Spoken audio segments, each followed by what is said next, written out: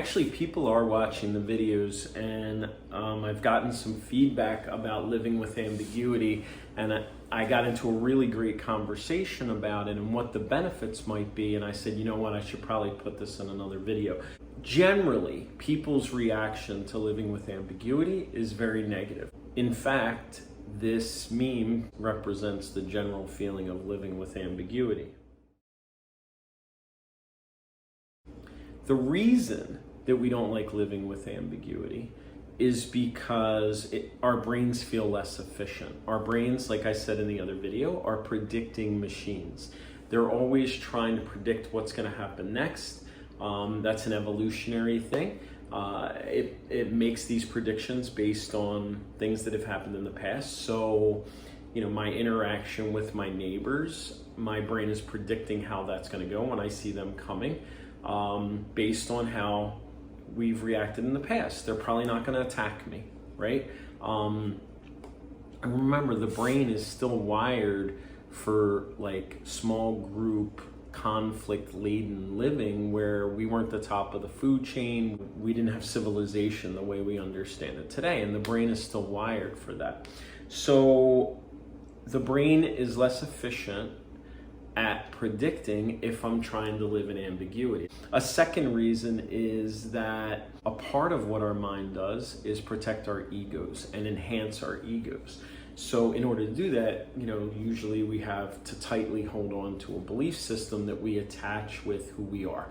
A lot of the podcasts I've listened to in the past have talked about that, how, you know, being Democrat or Republican is part of our identity, and then we get in conflict about that because, you know, we identify so strongly with this set of beliefs. So buying into any set of beliefs, it doesn't have to be political, makes us who we are. So anyhow, so some of the positives we came up with, I had to jot them down. The reason I gave that living with ambiguity is positive is it makes you more Buddha-like, right? And what I meant by that is you're more present. You're living in the present rather than listening to your thoughts. You're more in the moment, which is more Buddha-like. The person I was talking to actually put it really beautifully and said, more open to living and experiencing newness. I jotted that down because I thought that was an excellent, excellent way of viewing it. More open to experiencing newness. A second reason that I have is it's closer to what reality actually is. We are incapable of perceiving reality the way it is, but when we get past some of our own biases, we're more able to see reality the way it is.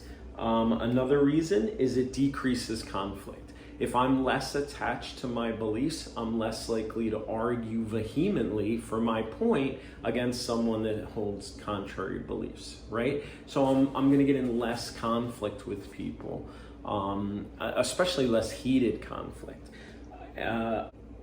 Which kind of goes with that is I'm more receptive to others' views. And in being more receptive to others' views, I'm more open to changing my worldview and seeing things differently. And then that kind of brought me back to this saying about college, right? They say you expect to come out of college with more answers than you went in with, but it's actually the reverse. You come out with more questions. And a big reason for that is because college opens our minds some. We get to see different perspectives.